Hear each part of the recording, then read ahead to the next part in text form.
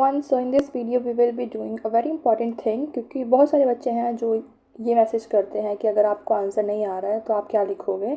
तो वहाँ पे हमें कुछ जनरल चीज़ें लिखनी होती है, no matter what the question is asking, पर आपका जो आंसर है आप उसमें वो लिख सकते हो।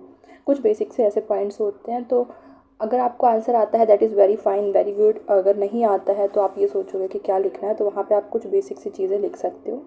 तो आज हम वही करेंगे, और आज की क्लास में हम करने वाले हैं डॉक्टर फर्स्टेज से कवर। लाइक डॉक्टर फर्स्टेज में कौन कौन सी चीज़ें हैं जो आप उसमें पर्टिकुलरली कवर कर सकते हैं, जो कि आपकी बेसिक है, जनरल पॉइंट्स हैं। क्योंकि जनरल पॉइंट्स ऐसी चीज़ें होती है कि कोई भी आंसर होगा, कुछ चीज़ें तो होती हैं जो हर एक टेक्स्ट पर्टिकुलरली बात करता है। इट डजेंट मैटर कि वो पूछ क्या रहा है, कुछ ऐसी चीज़ें होंगी जो कभी भी गलत नहीं जाएंगी। फॉर एग्जाम्पल कोई भी क्वेश्चन आता है, फर्स्ट चीज़ क्या है, आप अपने अपने इंट्रोडक्शन दे दो। इंट्रोडक्शन जैसे कि फर्स्टेज क्या है, एक प्ले है, किसने लिखा है, मार्लो ने लिखा है, फर्स्ट परफॉर्म कब हुआ था, 16th सेंचुरी में, ये लिखना ज़रूरी है। आप 16th सेंचुरी लिखो, या फिर आप लिख सकते हो कि during the Renaissance time period, क्योंकि रेनेसा टाइम पीरियड आपको आपके टिप्स पे होना चाहिए कि ये रेनेसा टाइम पीरियड पे लिखा गया था, क्योंकि रेनेसा इस पीरियड में इसको शो किया गया है। उसके बाद आप बता दो कि एक ट्रेजिक टेल है, किसकी है, डॉक्टर फर्स्टेज की है। कुछ बेसिक सी चीज़ें हैं बस। और क्यों है, क्योंकि उसने अपनी सोल को सेल कर दिया था, किसको, डेविल को, for knowledge and power. Knowledge and power यहाँ पे इंपॉर्टेंट इसलिए है क्योंकि आप रेनेसा की बात कर रहे हो।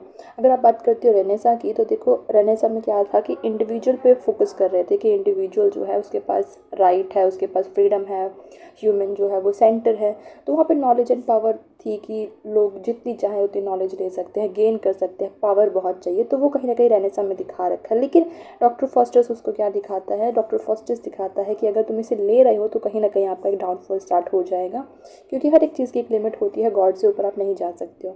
एक बेसिक आइडिया इंट्रोडक्शन की, उसके बाद आप मेन कैरेक्टर के बारे में बता दो कि मेन कैरेक्टर कौन है। एजुकेटेड मैन है जो कि डिससेटिस्फाइड है, किससे, जो भी लिमिट्स है कन्वेंशनल लर्निंग की उससे डिससेटिस्फाइड था। उसकी एम्बिशंस कैसी हैं, बहुत ज़्यादा हैं, कि उसकी वजह से वो एक पैक्ट कर लेता है। पैक्ट मतलब एक तरीके से कॉन्ट्रैक्ट करते हैं ल्यूसीफर से, ठीक है, कि वो 24 ईयर्स के लिए अपनी सोल को बेच रहा है, उसकी सर्विस में दे रहा है। और इन रिटर्न उसको क्या मिलेगा, इन रिटर्न उसको अनबाउंड नॉलेज मिलेगी एंड पावर मिलेगा, जो वो यूज़ कर सकता है, अपनी अपनी लाइफ को जी सकता है अच्छे से।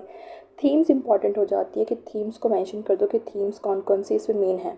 ये कुछ जनरल चीज़ें हैं जो आप किसी में भी लिखोगे कोई भी गलत नहीं करेगा, क्योंकि मेन बेसिक सी कुछ ही चीज़ें होती है, जैसे कि एम्बिशन है।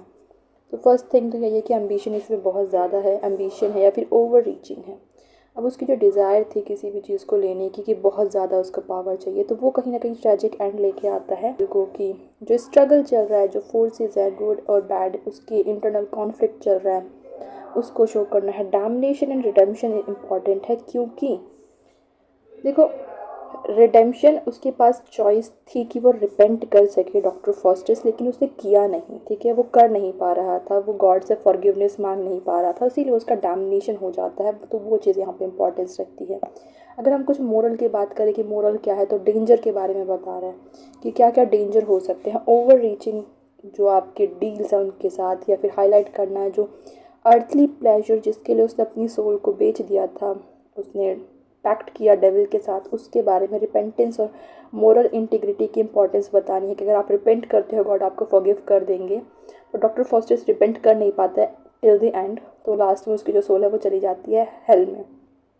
सिंबल्स की अगर हम बात करें तो बहुत सारे सिंबल्स हैं, जैसे कि उसका ब्लड का सिंबल है, या फिर जब वो उसका जो नेचर है कि वो डिसीजन नहीं ले पा रहा है उस चीज़ की। या फिर हेलेन का भी एक सिंबल दिखा रखा कि वो हेलेन, ट्रॉय की जो हेलेन थी उसका विजन लेके आता है, जो कि सबसे ज़्यादा ब्यूटीफुल वीमेन थी, उसके बारे में। या फिर वर्ल्डली डिज़ायर का भी एक सिंबल यहाँ पे हो सकता है। उसके बाद स्ट्रक्चर्स की अगर हम बात करें तो सीन्स में डिवाइड है, या फिर उसकी जो राइज है पावर के लिए, जो उसकी इंडल्जेंस है, वो उसका डाउनफॉल कैसे हो रहा है। या फिर अगर आप स्ट्रक्चर में बात करोगे तो सब मेफिस्टोफेलिस का कैरेक्टर इंपॉर्टेंट है, ध्यान रखना। अगर हम लिटरेरी सिग्निफिकेंस की बात करें तो रेनेसा का ग्रेटेस्ट वर्क है, ये इंपॉर्टेंट है।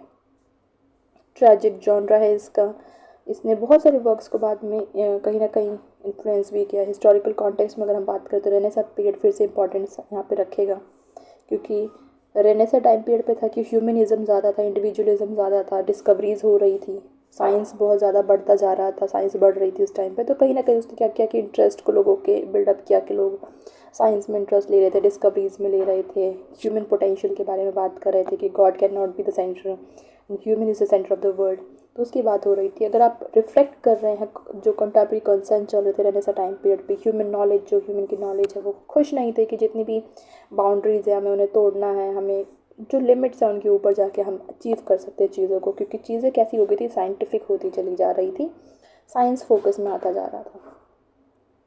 तो ये जितने भी पॉइंट्स हैं, जितने भी अगर हैं, अगर आप इनको लिखोगे तो ऐसा कुछ नहीं है कि कुछ भी गलत हो जाएगा। कोई भी आंसर आता है आप ये सारी चीज़ें लिख दीजिए।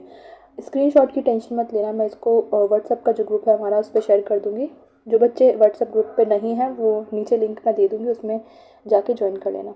तो वहाँ पे मैं आपको पूरा इसका प्रोवाइड कर दूँगी। ये सिर्फ ऑप्शंस मेनली हैं जो इंपॉर्टेंट है, क्योंकि मेन क्वेश्चन जो होता है वो थीम से कहीं ना कहीं कंसर्न करता है आपका, कि थीम्स कौन कौन सी हैं, वो चीज़ें हो जाती हैं। मोरल लेसन में आपको पता है कि डेंजर दिखा रखा है। सिंबलिज्म नहीं भी लिखोगे तो चलेगा, स्ट्रक्चर नहीं भी लिखोगे तो चलेगा, लेकिन आपको क्या लिखना ज़रूरी है, आपको रेनेसां के बारे में लिखना ज़रूरी है। तो रेनेसां लिखना मत भूलना, ठीक है।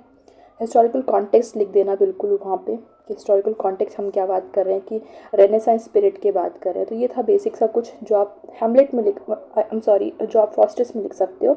नेक्स्ट क्लास में हम हैमलेट के करेंगे, क्योंकि हैमलेट के ऊपर भी मैंने कुछ बेसिक से पॉइंट्स लिखे हुए हैं जो आप किसी भी आंसर में लिख सकते हो, and that will be like no one is gonna cross your answer, क्योंकि ये कुछ बेसिक से पॉइंट्स होते हैं जो सही हो जाएंगे। एंड या आई होप कि आप अच्छे से प्रिपेयर कर रहे हो। समरी सुन लेना सबकी, ना आए तब का पॉइंट है कि आप कुछ बेसिक सी चीज़ें लिख दो, समरी लिख दो, समरी के साथ साथ में आप थीम्स लिख दो और हिस्टोरिकल कॉन्टेक्स्ट लिख दो, तो आपको नंबर मिल जाएंगे। ऐसा नहीं है कि काट देगा कोई, क्योंकि चीज़ें हैं वो करेक्ट होंगी।